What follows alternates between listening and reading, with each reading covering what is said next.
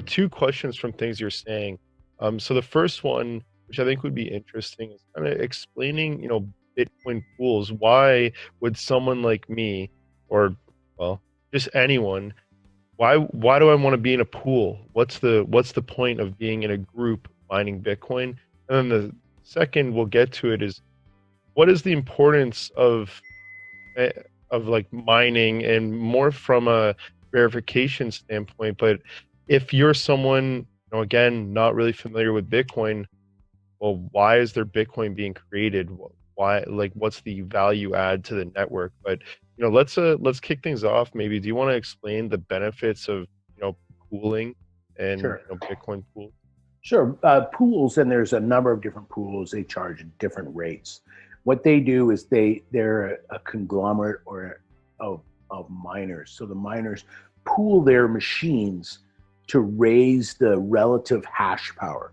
So again, it's very transparent, and it's very easy to see if you're being rewarded properly. But let's say I have a 1,000 terahash, which means nothing to a lot of people, but let's say I have 1,000, but the world has 10 million or 100 million.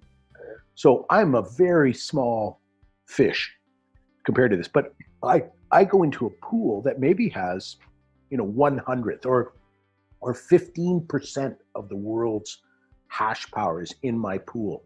So therefore, I'm pretty sure that I'm going to get some rewards during the day. If I'm this little tiny guy, it's unlikely I'm going to get, if I get a reward, it'll be huge, but it's unlikely I'm going to get any, because all these big miners their network strength is so big that they're getting constant rewards. So everybody's agreed that this is the way to do it, and I don't disagree, and they're all very reasonable. It's like a 1-2% charge to be part of that pool. So the pool guys make their money on this small percentage.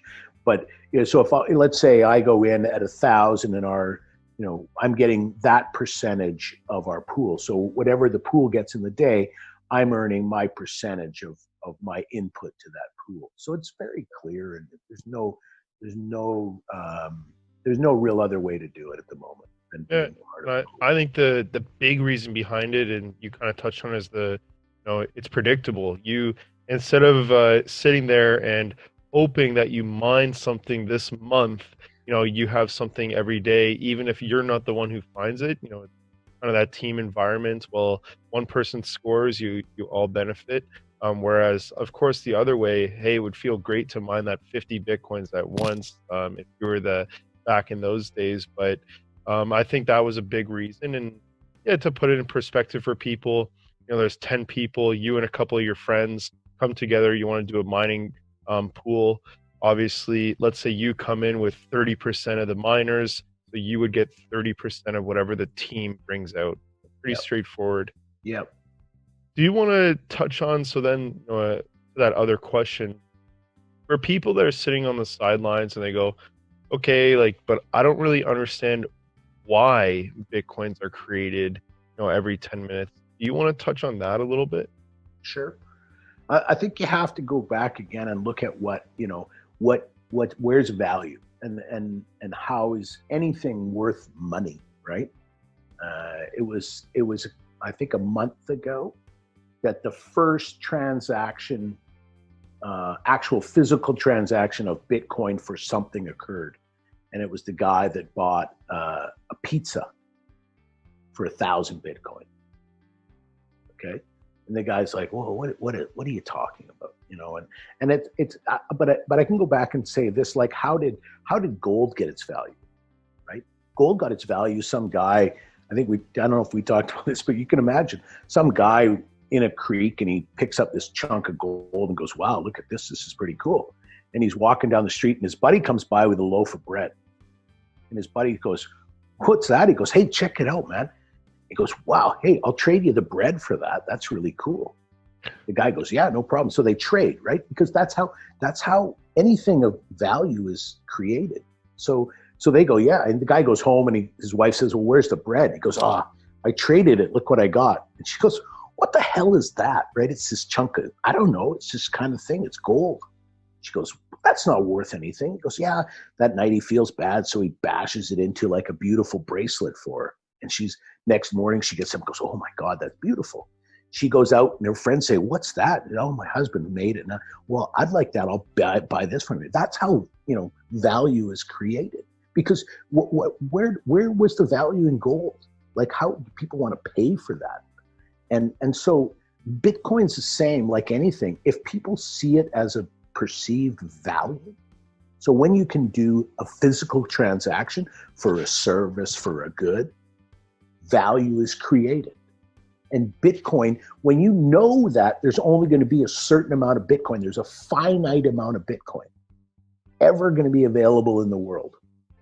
People get this idea, hey, I can move it quicker. I can use it easier. I have easier accountability with it. People originally, now, let's just say it started 10 years ago, because that's when the first transaction happened. People said, yeah, there's a value. I'll take, 1,000, 100 Bitcoin for that pizza, because that's what it's worth today. Well, now think about how many pizzas you'd be buying with one Bitcoin. Let alone at $9,500. Yeah. So the value in Bitcoin has gone skyward, while the value of $1 is actually not worth what it was before. The other part that got me interested is a guy talking about Bitcoin saying, if we liken it to the digital gold world, in 1920, with a $20 bill, you could buy an incredible suit and you're set. And today, an ounce of gold and a $20 bill, you could buy an incredible suit. Today, with an ounce of gold, you could still buy an incredible suit or a nice suit. And maybe you'd buy the socks for it with a $20 bill. Yeah. So the value of money, physical paper money, has actually gone down, while the value in gold has followed the value in goods, right? And I think that you either believe that or you don't, that there's value in digital currency, be it centralized banks holding digital currency. Some people believe that will be the future. Some people believe that Bitcoin and this, created store of value that doesn't have exponential ability to just be devaluated like the dollar is. So, the Americans wanted $4 trillion. They just printed $4 trillion. That, you can't print $4 trillion in gold because it doesn't exist. You have to go mine it.